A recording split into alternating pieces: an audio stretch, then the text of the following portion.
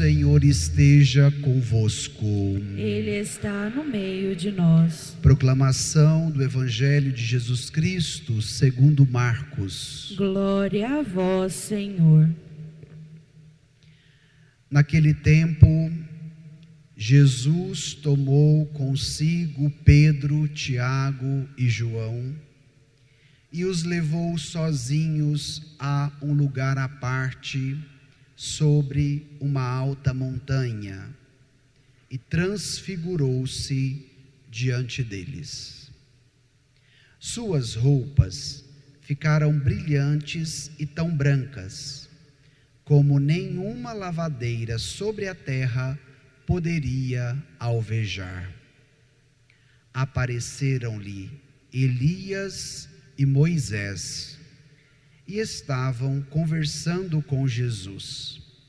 Então Pedro tomou a palavra e disse a Jesus: Mestre, é bom ficarmos aqui. Vamos fazer 3 tendas, uma para ti, outra para Moisés e outra para Elias.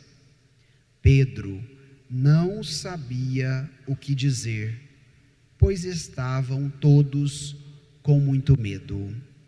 Então desceu uma nuvem e os cobriu com sua sombra, e da nuvem saiu uma voz: Este é o meu filho amado, escutai o que ele diz. E de repente, olhando em volta, não viram mais. E nos remetem ao mistério pascal de Cristo.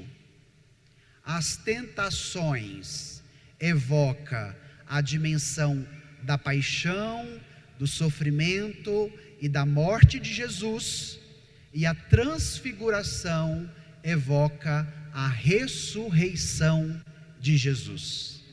Então, na liturgia, irmãos e irmãs, tudo tem um sentido, tudo tem uma teologia. E agora vamos nos debruçar diante do texto do Evangelho que acabamos de ouvir, para compreendermos o que a palavra tem a nos ensinar. Se você está com seu folheto em mãos, eu te convido a retomar o Evangelho de hoje, Marcos 9, versículo 2, do início do texto. Vamos ler juntos esse primeiro versículo? Naquele tempo, Jesus tomou consigo Pedro, Tiago e João, e os levou sozinhos a um lugar à parte, sobre uma alta montanha, e transfigurou-se diante deles. Paremos aqui. Se em casa você estiver em condições esta semana, pegue a sua Bíblia e leia o capítulo 8 do Evangelho de Marcos. Porque o trecho que antecede esse que nós estamos meditando, narra o primeiro anúncio da paixão de Jesus, no Evangelho de Marcos. Jesus avisando para os seus discípulos do que o esperava em Jerusalém. E logo após o anúncio da paixão, Jesus toma 3 dos discípulos, Pedro, Tiago e João, e leva consigo para um lugar à parte, para um lugar sozinho, e sobem a montanha para viverem uma experiência. E eu gostaria de me debruçar com vocês agora nesse primeiro trecho. Em primeiro lugar, Jesus queria ensinar os discípulos que tipo de Messias ele era. Havia uma expectativa messiânica do povo do Antigo Testamento, de um Messias que viria da parte de Deus, faria de Israel a nação mais potente, mais soberana e mais poderosa de toda a terra. E Jesus explica aos discípulos que ele é o Messias, mas ele não é este Messias soberano das coisas da terra. Ele não é o Messias que vai estabelecer Israel como a nação mais potente de todo o mundo, mas este Messias é o Messias que vai morrer crucificado e que vai ressuscitar ao terceiro dia. E diante desta perspectiva do messianismo de Jesus, os discípulos precisavam de duas atitudes. E hoje estas atitudes são para quem? Para cada um de nós. Primeira atitude: ouvir a Cristo. Por isso vem a voz do Pai: este é meu filho amado, escutai o que ele diz.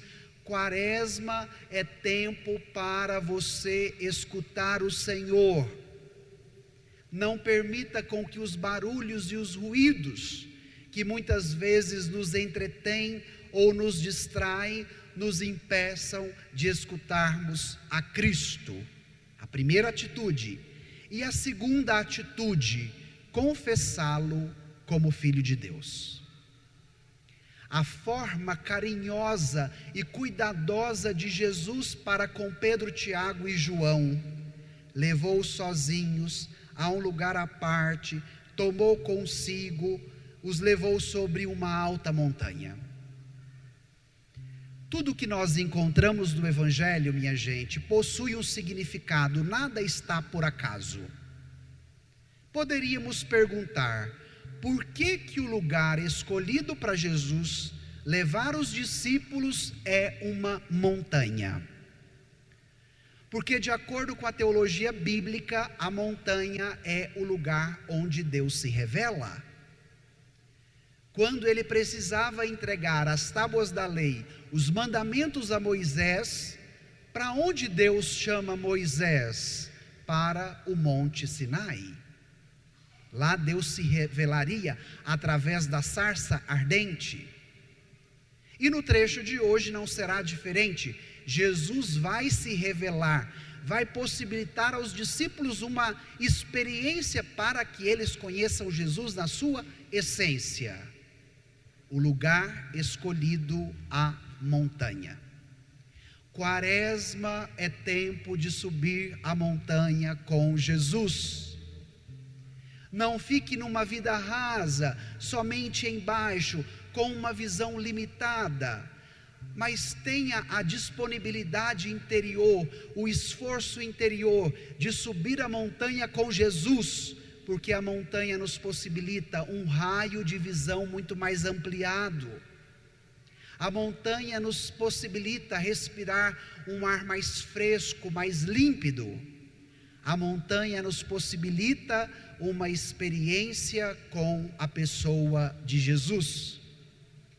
E é muito interessante também nesta perspectiva bíblica, porque se a transfiguração ela está intimamente ligada à ressurreição, a montanha remete a um lugar escatológico, para onde afluirão todas as nações, para onde terá o cume de todas as coisas, Jesus. Então, olha a riqueza do Evangelho de hoje. Depois de tomar os 3 discípulos, levarem para um lugar à parte, solitário, subir a montanha, de acordo com esse versículo que nós acabamos de ler, o que aconteceu em cima da montanha? Olha aí a última frase do versículo 2. O que aconteceu lá na montanha? De acordo com o texto: transfigurou-se diante. Quem transfigurou? Jesus. A palavra transfigurar vem do grego. O Novo Testamento foi escrito em grego. Então, qual é a palavra utilizada no original? Metamorfose. Padre, e o que significa a palavra metamorfose? Significa evidenciar a essência. É uma mudança de forma de acordo com aquilo que tinha por dentro, de acordo que era a sua essência. Então, se Jesus se transfigurou, ou seja, se ele evidenciou esta luz plena, radiante, luminosa, o que isso pode nos ajudar na compreensão da palavra? Que a essência de Deus é luz. Na vigília pascal, nós professamos a profissão de fé, o credo niceno-constantinopolitano, que é um credo mais elaborado, mais completo. E nele nós dizemos: Deus de Deus, luz da luz. A transfiguração de Jesus externaliza, nos apresenta a ressurreição de Jesus. E por que Jesus se transfigura diante dos discípulos? Porque eles estavam com dificuldade de compreenderem o anúncio da paixão. E a obra de Jesus não é pela metade, a obra de Jesus ela é completa. Por isso chamá-los agora à alta montanha, transfigurar-se, para que eles entendam: a paixão, a morte, o sofrimento não terão a última palavra. A última palavra será da vida, a última palavra será da ressurreição, a última palavra será da luz. E aí você poderia perguntar: padre, o que esse evangelho tem a ver com a minha vida? Todos nós também enfrentamos momentos de incompreensões, às vezes de situações que são opacas, obscuras. E de repente, se a situação é muito complicada, nós tendemos ao esperar, agora não terá mais jeito. E o evangelho de hoje quer te dar uma palavra de esperança, que por meio da transfiguração, que evoca a ressurreição, a última palavra sempre é da vida. A luz sempre vence as trevas. Permita-se, nesta quaresma, ser também transfigurado por Jesus. Enfrente todas as realidades de repente obscuras e permita com que a luz do Senhor resplandeça sobre você, como resplandeceu sobre Pedro, Tiago e João. Olha que maravilha, que beleza, que atualidade a palavra de Jesus para cada um de nós. Vamos agora no versículo 3, volte aí no texto, versículo 3, vamos ler juntos? Suas roupas ficaram brilhantes e tão brancas como nenhuma lavadeira sobre a terra poderia alvejar. Que lindo o evangelho, olha a dimensão poética. Não dá quase para a gente visualizar aqueles varais com roupas brancas. Olha como a palavra é sensível. Mas um detalhe me chamou a atenção. Diante da luz, da transfiguração, se o rosto dos discípulos fica brilhando, e se as suas vestes ficam tão brancas que nenhuma lavadeira sobre a terra poderia alvejar, então este branco não é o branco da terra. Esse detalhe me chamou a atenção. Este branco nenhuma lavadeira da face da terra poderia conseguir fazer. Ninguém poderia alvejar para ter esta brancura. Então, se esse branco não é o branco da terra, esse branco é de onde? Do céu. Olha que lindo.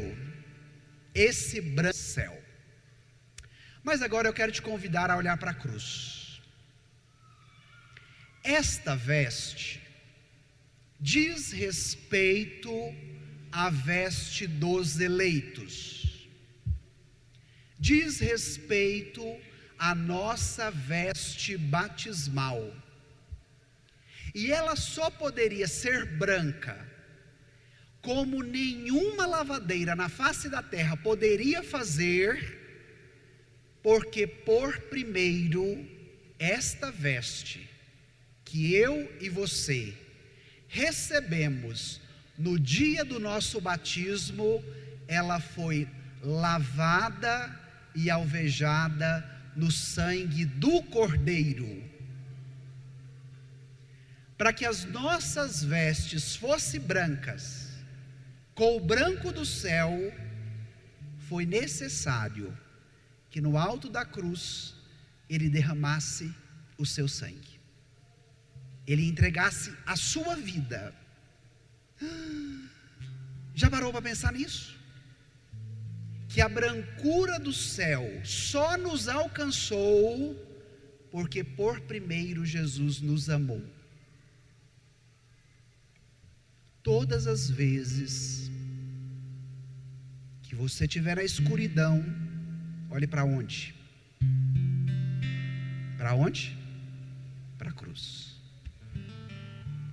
E aí, se a cruz evidencia a entrega, a vida doada, o sofrimento, a transfiguração vai evidenciar no sangue do Cordeiro. Dão conta de continuar o texto comigo? Voltemos ao Evangelho, versículos 4 e 5. Elias e Moisés estavam conversando com Jesus. Então Pedro tomou a palavra e disse a Jesus: Mestre, é bom ficarmos aqui. Vamos fazer 3 tendas, uma para ti, outra para Moisés e outra para Elias. Depois da transfiguração, aparecem 2 personagens do Antigo Testamento. Como eles se chamavam? Moisés representa a lei, Moisés representa os mandamentos. E agora eles estão conversando com quem? Com Jesus. Nós temos uma síntese da Escritura, porque tudo aquilo que foi predito pelos profetas e tudo aquilo que foi evidenciado pela lei falava de quem? De Jesus. Jesus é por excelência o cumprimento das profecias do Antigo Testamento. Elias aparece. Jesus é por excelência o cumprimento da lei e dos mandamentos. Por isso Moisés aparece. E eu fiquei me perguntando, enquanto meditava esse evangelho, qual era o assunto desta conversa. Moisés, Elias e Jesus falavam sobre o que? 16 afirma que o conteúdo da conversa era a cruz. Era o que esperava Jesus em Jerusalém. Era o êxodo que ele faria. O êxodo, cruz e ressurreição. Esse seria o êxodo de Jesus, que nos remete à Páscoa do Antigo Testamento, quando o povo faz a travessia, passando a pé enxuto, atravessando o Mar Vermelho, saindo da escravidão do Egito para a terra prometida que jorrava leite e mel. Mas agora o êxodo de Jesus não seria apenas um êxodo geográfico, mas o êxodo de Jesus seria um êxodo existencial, seria um êxodo de fé, seria um êxodo de vida, onde ele passaria do Mar Vermelho da paixão para a terra prometida da ressurreição. Depois disso, Pedro entra na cena. Quando vocês lerem durante a semana o capítulo 8, onde Jesus anuncia a paixão, Pedro é o primeiro a rebater, dizendo para Jesus: isso não vai te acontecer. Quando Jesus falou que ele ia sofrer, morrer e ressuscitar, Pedro não entende, Pedro não aceita, e vai dizer: isso não vai acontecer contigo, nós não vamos deixar. E Jesus puxa a orelha de Pedro e fala para Pedro: vai para trás, Satanás, porque tu pensas como os homens, tu não pensas como Deus. Se Pedro já estava sabendo do que esperava Jesus, e se eles eram seguidores de Jesus, também os esperava em Jerusalém, agora vivendo essa experiência da manifestação da luz, da glória, da manifestação de Deus, qual é a tendência de Pedro?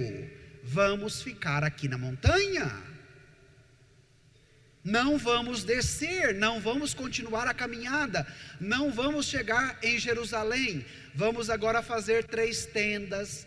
Eu, Tiago e João não precisamos de tendas, Senhor. Quem precisa é Moisés, Elias e o Senhor. Vocês podem ficar aí proseando, quietinho, que nós inclusive vamos armar as tendas. Esta foi a fala de Pedro. E eu gostaria de trazer esta fala de Pedro para a nossa realidade. Pedro não queria descer a montanha porque ele não estava disposto a enfrentar a realidade de Jerusalém. E aí nós vamos ver daqui a pouco, quem puxa a orelha de Pedro não é nem Jesus. Quem vai puxar a orelha de Pedro é o Pai, é o Divino Pai Eterno, que vai falar daqui a pouco. E por que eu quero trazer esse evangelho para perto de nós? Porque a religião não pode ser uma fuga da realidade. Pedro não queria descer a montanha, Pedro não queria seguir a Jerusalém, porque Pedro queria fugir da realidade. E muitas vezes a religião é buscada pelas pessoas como uma fuga da realidade. Não se permita fazer um itinerário da prática da fé, da vivência religiosa, para que você fuja das realidades que estão à sua volta, de repente da casa, da família, do trabalho, de onde você está inserido. Não permita que a religião seja uma compensação para te colocar dentro de uma bolha, onde você esteja distante daquela realidade que é sua, que precisa ser assumida e redimida, e que ninguém poderá enfrentar no seu lugar. Consequentemente, todos eles estavam com medo. Pedro não sabia o que dizer, porque estavam todos com muito medo. E aí vem a segunda perspectiva, a religião do medo. Hoje me chama muito a atenção os vídeos que têm corrido, principalmente nas redes sociais, e que de repente vocês postam e repostam, de conteúdos tóxicos, de uma religiosidade tóxica, que passa muito medo em vocês. Então não permita com que a religião seja a fuga da realidade, mas também não permita com que a religião te coloque dentro de uma caixinha chamada medo, porque o medo é uma via, é um instrumento eficaz para coagir as pessoas. Então, se você não for para a minha igreja e não aceitar Jesus, você vai queimar no mármore do inferno. Se você não usar esse tipo de roupa, se você não usar esse tipo de adereço que meu grupo, que o padre que eu sigo manda, você corre o risco de ir para o inferno. E às vezes as pessoas tão fragilizadas, diante das realidades obscuras que enfrentam, se permitem ser coagidas pelo medo, e mais ainda, com medo do inferno e do capeta. No evangelho de domingo passado, Jesus venceu as tentações. Não fique refém de uma religião do medo, que te fala muito mais do inferno, do capeta, do demônio, do que te fale de Jesus, da glória, da vida, da ressurreição, minha gente. Fique atento, não queira uma religião que seja fuga da realidade e não queira uma religião do medo. Vamos lá no final do texto agora. Tomemos aí os versículos 6 e 7. Vamos ler juntos? Pedro não sabia o que dizer, pois estavam todos com muito medo. Então desceu uma nuvem e os encobriu com sua sombra. E da nuvem saiu uma voz: Este é meu filho amado, escutai-o o que ele diz. Viu o puxão de orelha do Divino Pai Eterno com Pedro? Pedro dando palestra para Jesus. Agora nós vamos ficar aqui, nós não vamos descer a montanha, nós vamos montar 3 tendas, uma para ti, uma para Elias, outra para Moisés. E naquele momento o pai abre a boca e diz para Pedro: cala-te. Quem tem que falar aqui? Meu filho amado. Por isso, escutai-o. Quantas vezes nós gostamos de dar palestra para Jesus? Em quais momentos você, como Pedro, quis inclusive coagir Jesus, dizendo para ele o que ele precisa fazer? Pedro queria que Jesus o obedecesse, o escutasse, e o Divino Pai Eterno dana com Pedro, dizendo: é você que tem que obedecer Jesus, porque é Ele o Filho amado. Não é ele, Pedro, que tem que escutar o que você está dizendo, mas é você que tem que escutá-lo, porque é ele o Filho amado. Irmão, irmã, na minha vida e na sua vida não pode ser diferente. Somos nós que devemos escutá-lo, somos nós que devemos obedecer a sua palavra. E lendo um outro texto de Bento XVI sobre esse evangelho, Bento vai dizer que, na realidade que vivemos aqui, na terra do aqui e do agora, as nossas situações são muito mais de penumbra do que de luz. E aí cada qual pode fazer o seu feedback de vida. Quais são as realidades de penumbra que você também enfrenta? Se as nossas realidades são mais de penumbra do que de luz, então aqui compete muito mais escutar do que ver. Vou repetir. Se a realidade que nós vivemos, ela é muito mais de penumbra do que de luz, nos compete uma experiência de fé e uma prática religiosa que seja muito mais pela via do escutar do que pela via do ver. Gente, isso é muito profundo. Quando o Divino Pai Eterno se manifesta por meio da nuvem, da Shekinah, é uma teofania, é uma manifestação de Deus, e chama a atenção dos discípulos para escutar Jesus, porque Ele é o Filho amado. Esta provocação é para a sua vida, é para as realidades que você está experimentando. De repente, realidades de penumbra, se apegue muito mais ao escutar do que ao ver. Peça muito mais ao Senhor um ouvido aguçado para escutá-lo. Shema, ó Israel, escuta, ó Israel, do que aquela realidade do que eu preciso ver. Cuidado com essas experiências religiosas, que o padre mal começa a falar e já diz: eu estou tendo uma visualização, que está acontecendo isso na sua vida, que você tem que fazer isso, aquilo. Cuidado, porque o povo gosta demais de visualização.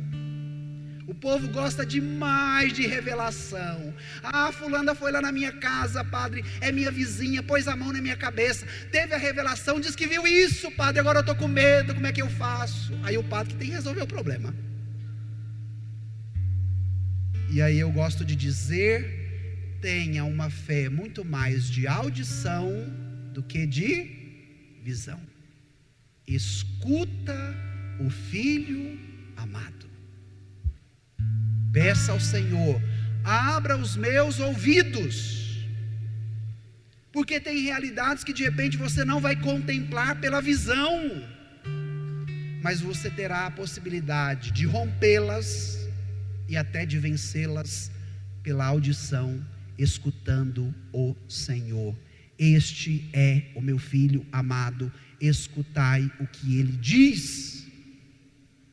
Pare de dar palestra para Jesus.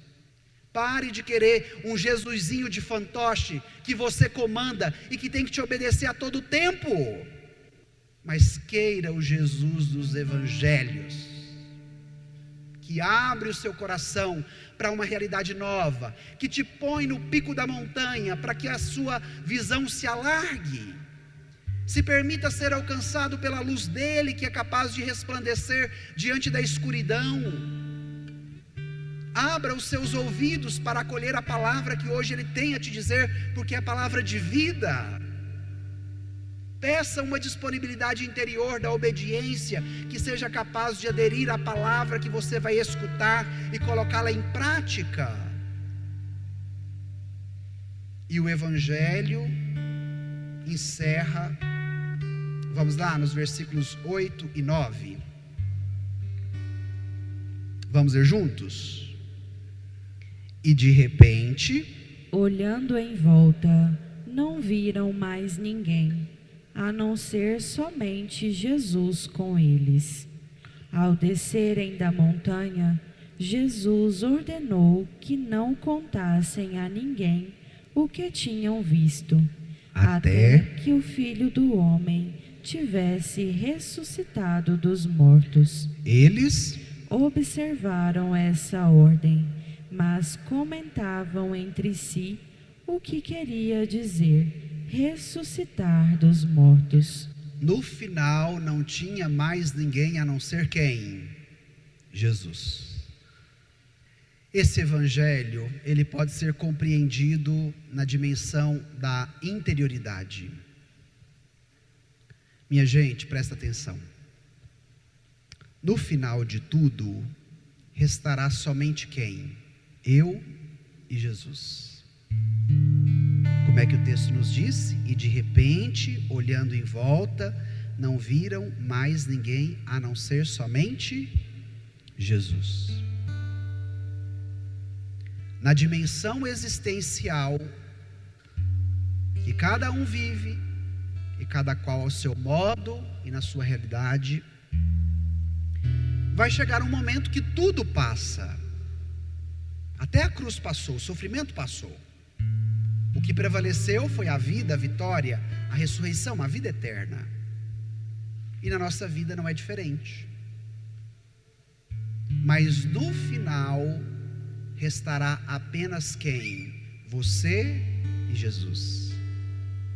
Jesus e você.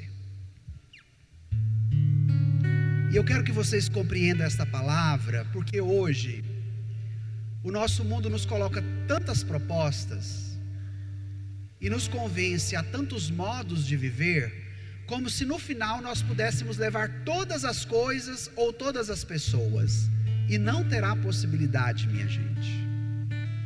Dom Moacir, que foi bispo auxiliar aqui, dizia: nesse mundo a gente chega carregado e a gente vai carregado. Nesse mundo a gente chega sem trazer nada e pelado, e deste mundo a gente vai sem levar nada e pelado. No final ficará apenas eu e Jesus. Por isso, se abra a graça do Evangelho. Jesus vai pedir aos discípulos segredo. No Evangelho de Marcos, esse conteúdo permeia todo o seu escrito, porque é chamado o segredo messiânico. Os discípulos não compreenderiam a transfiguração a não ser pela luz da paixão, morte e ressurreição. Então, só depois que eles experimentam Jesus ressuscitado é que eles vão entender o que eles viveram lá na montanha da transfiguração. Por isso Jesus diz: não conte para ninguém. e eles ficarão pensando: o que significaria ressuscitar dos mortos? E essa é uma pergunta que permeia séculos, milênios e chega a nós. Quantas pessoas ainda não acreditam na ressurreição de Jesus? Quantas pessoas dizem que inclusive você até reencarna para voltar, para pagar o que você fez de errado na vida passada? E tem muito católico que acredita nisso. Muitos que dizem assim: ah, padre, morreu, acabou, não tem mais nada, então o jeito que eu levar a vida aqui está bom.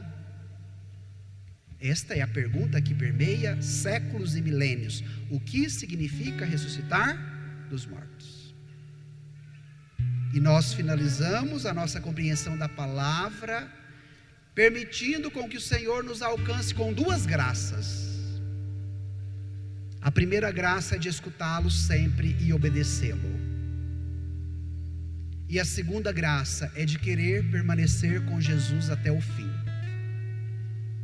Permanecer com Jesus até o fim, porque no fim só será eu e Jesus e eu. Então vamos encerrar esta meditação pedindo o que a palavra quer nos dar. Coloque o seu folheto de lado, sente de uma maneira confortável aí no seu banco ou na sua cadeira. Se te ajuda a rezar, feche os seus olhos, incline a sua cabeça. Peça a Jesus: eu quero uma fé renovada nesta quaresma. Eu quero que a tua palavra me ajude no cotidiano. Eu quero uma fé que seja muito mais da escuta do que da visão, Jesus. Dai-me a graça de escutar a tua palavra todos os dias da minha vida.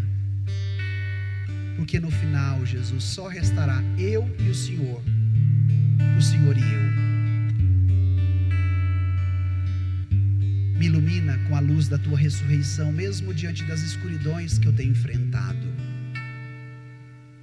Dai-me uma fé convicta, uma fé renovada, uma fé transformada, para que eu contemple a luz da tua ressurreição, que quer me iluminar, que quer me alcançar neste segundo domingo da quaresma. Vou até o monte descansar, no lugar que as aves vão pra repousar, pois eu desejo um lugar que tenha paz. Eu preciso me fazer silenciar.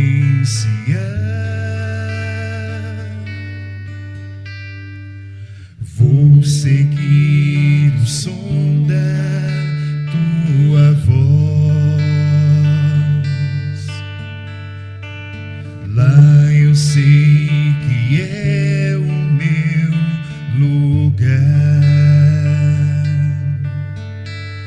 Me deixa entrar, me chama pra perto de ti. Me olha, me enxerga como eu nunca vi. Eu vou te encontrar. Me ama, me pega no colo e me faz voar. Eu vou te encontrar. Me ama, me pega